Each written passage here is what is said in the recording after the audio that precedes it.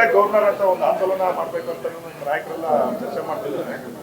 ಏನು ಸರ್ ಸರ್ಕಾರದ ಮುಂದಿನ ನಡೆ ಏನು?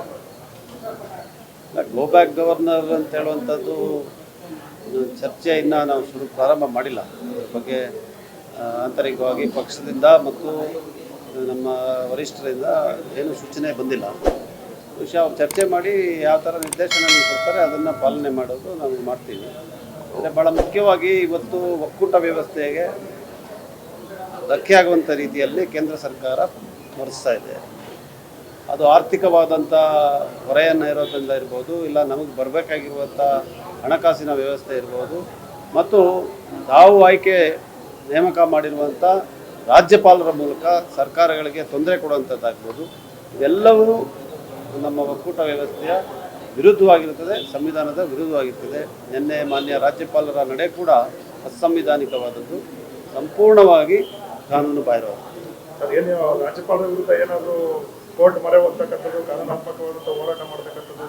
ಇಲ್ಲ, ನಾವು ರಾಜ್ಯಪಾಲರು ಬರಲಿಲ್ಲ ಅಂತ ಹೇಳಿದ್ರೆ ಬಹುಶಃ ಸ್ವತಂತ್ರ ಭಾರತದ ಇತಿಹಾಸದಲ್ಲಿ ಮೊದಲನೇ ನಿರ್ದೇಶನ ಆಗಿರುವಂಥದ್ದು. ಆದಂಥ ಸಂದರ್ಭಗಳು ಕಂಡು ಬಂದಲ್ಲಿ ನಾವು ಮಾನ್ಯ ಅಡ್ವೊಕೇಟ್ ಜನರಲ್ ಅವರನ್ನ ದೆಹಲಿಗೆ ಕಳಿಸಿ ಅಲ್ಲಿ ಅವರು ಸರ್ವೋಚ್ಚ ನ್ಯಾಯಾಲಯದಲ್ಲಿ ರಾಜ್ಯವನ್ನು ಓಡೋದಕ್ಕೆ ತಯಾರನ್ನು ಮಾಡಿಕೊಂಡಿದ್ದಾರೆ. ಅದೇ ರಾಜ್ಯಪಾಲರು ಬಂದಿದ್ದಾರೆ, ಕೋರ್ಟ್ನಲ್ಲಿ ಸದನದಲ್ಲಿ ತಮ್ಮ ಭಾಷಣವನ್ನು 2 ನಿಮಿಷದಲ್ಲಿ ಮುಗಿಸಿ ಹೋಗಿದ್ದಾರೆ. ಈಗ ಭಾಷಣವನ್ನು ಓದಿ ನಾವು ಅದನ್ನು ಈಗಾಗಲೇ ನಮ್ಮ ಸಭಾಧ್ಯಕ್ಷರ ಕಾರ್ಯದರ್ಶಿಗಳು ಸದನದ ಮುಂದೆ ಇಟ್ಟಿದ್ದಾರೆ.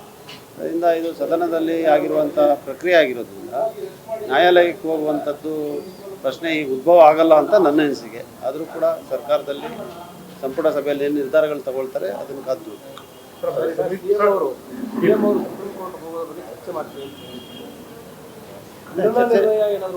ಈಗ ಚರ್ಚೆ ಮಾಡ್ತೀವಿ ಅಂತ ಹೇಳಿದ್ರೆ ನ್ಯಾಯಾಲಯಕ್ಕೆ ಹೋಗೋಕ್ಕಾಗುತ್ತಾ ಆಗಲ್ವ ಅಂತ ಹೇಳೋದ್ರ ಬಗ್ಗೆ ನಾನು ವಕೀಲನಾಗಿ ನನ್ನ ಅಭಿಪ್ರಾಯವನ್ನು ವ್ಯಕ್ತಪಡಿಸ್ತಾ ಇದ್ದೀನಿ. ಕೊನೆಗೆ ತೀರ್ಮಾನಗಳನ್ನು ಅವ್ರು ತಗೊಳ್ತಾರೆ.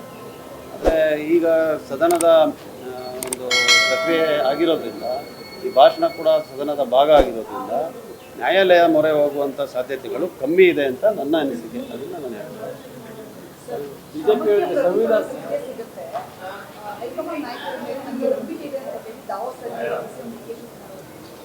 ಏನು ತಪ್ಪೇನಿಲ್ಲ, ಅವ್ರು ಹೇಳೋದ್ರಲ್ಲಿ ಏನೂ ತಪ್ಪಿಲ್ಲ. ಶ್ರಮಕ್ಕೆ ಫಲ ಸಿಗುತ್ತೆ.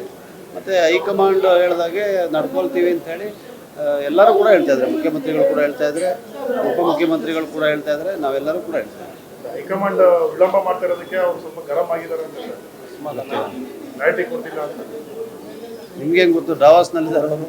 ಅಲ್ಲ, ಈಗ DK ಸುರೇಶ್ ಅವರು ಸರ್ ನಿನ್ನೆ ಪೋಸ್ಟ್ ಮಾಡಿದ್ದಾರೆ, ನಮ್ಮ ತಾಳ್ಮೆಯನ್ನು ಅಸಹಾಯಕತೆ ಅಂದ್ಕೊಳ್ಬಾರ್ದು ಅಂತ ಹೇಳಿದ್ದಾರೆ.